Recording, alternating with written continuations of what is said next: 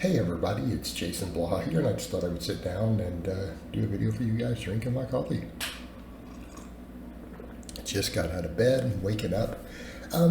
So for those who follow the blogs and have been following the stuff with the volume, I thought I would discuss a little bit me doing a few weeks of ultra high volume training, of what I learned from it, the interesting lessons, and then what I did afterwards to bring my training back down to normal volumes, which is what I pretty much have done starting Friday.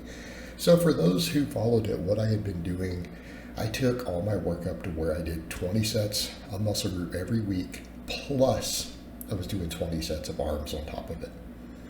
Okay, and I mean, we did 20 sets for quads, 20 sets for calves, everything.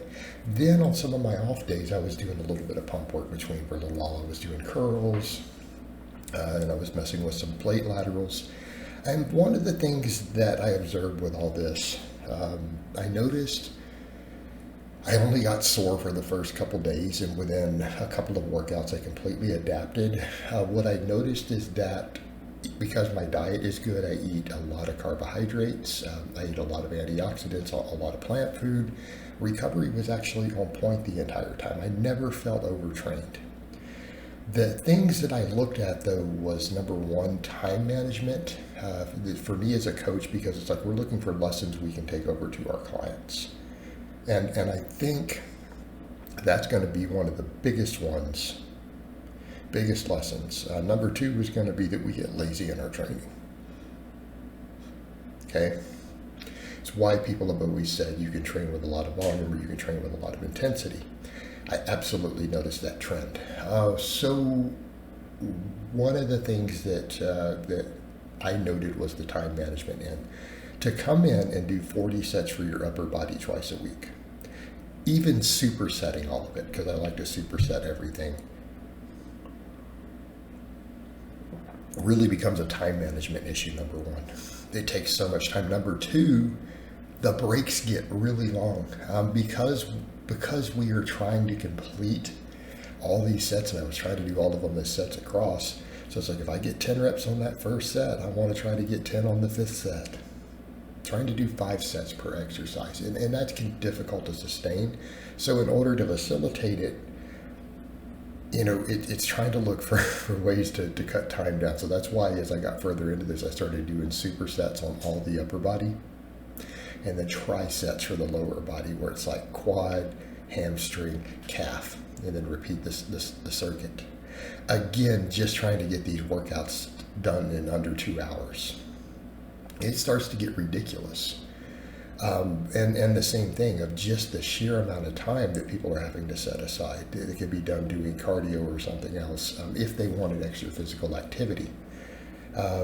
Because again, the benefits in terms of muscle growth that we're chasing with these really large volumes is we're chasing a very tiny amount of additional muscle growth. We're hoping for something like maybe 1% more. So we're talking, if you did this year round, you're trying to gain an ounce of muscle from it per year. Okay. But when we look at that as a coach, and let's say that I used that for a long period of time and then continue to transform my physique, because again, people have noted the physique transformations, that people have responded extremely positively. Extremely positively. But what happens then if I use that method for a year? How am I supposed to carry that over to my clients? How then do I market that? Do we tell clients, well, this is how much I train? Because even some of my clients look at it, they're like, that's insane, I couldn't do that. Okay.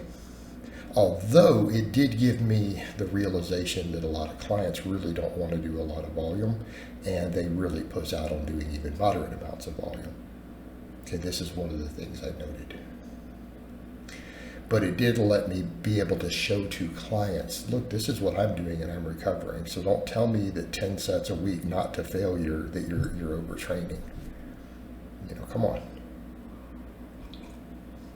Just get your sleep fixed, get your nutrition fixed. And again, I'm not talking about people with massive responsibilities working 100-hour weeks with 3 kids here. Okay. Case of some of your clients who are single men with no kids. They can handle more than they realize they can. And again, that's a good example to show them. But outside of that, the point is a time issue. Your clients are not going to want to do 2-hour workouts every time they go to the gym. And because it's not workable for most people. So that's one thing I realize is it's what Lyle and other people have said with these sort of high volume trainings. It's just not practical. Because even if we're not gaining any more muscle, the downside is the huge time commitment. Then we get into that issue of, is it the higher risk of injuries over time? If overuse is the number one cause of injuries, there's our potential problem. Okay. All right. But it also forced me to be creative because I wanted to do so much volume. I had to start really getting creative with new exercises. It forced me to take the equipment in my gym and say, okay, how can I do leg extensions? How can I do calf raises?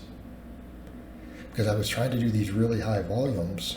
I had to figure out, how am I going to do standing calf raises? How am I going to do seated calf raises?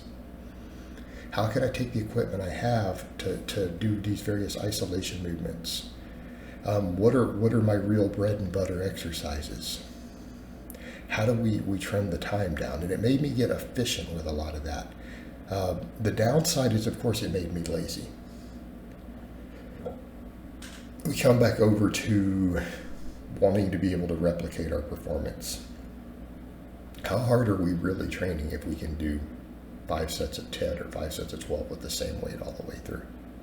5 sets? So now that I'm shifting back down to 3, I'm noticing, again, immediately on the leg workouts, I can do more weight and do sets of 10. Straight up. Same thing leg extensions, even with the amount of weight I was using.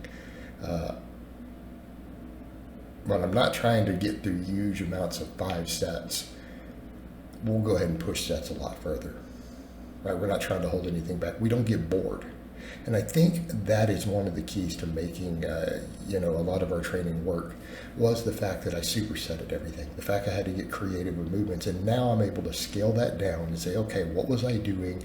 And can we bring this down to a meaningful level to where we're doing, about 12 sets of muscle group with the weak links, in this case, my biceps, for example, getting some extra volume. Okay, learning to superset all of it.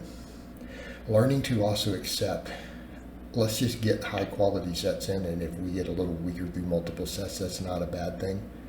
Again, we're not having to replicate it all the way through. We only got to make it through 3 sets. So if you get 12, 11, and then 9, not the end of the world. But if you get 10 all the way through, we know that we're holding back. And I was getting lazy with the training, even with the curls and other stuff. But if we're going to do only 3 sets and then we go to another exercise, we now have a new movement to judge our performance on. We can maintain a much higher level of intensity.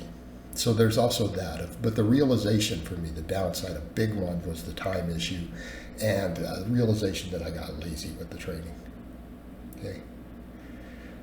So now I'm going to shift back towards taking all those things I learned for the time management and everything else and turn this into really efficient training with more moderate volumes, and then back to what I've often said, whatever your weakest link is needs some extra volume. In my case, that's biceps, right? In my case, it's biceps.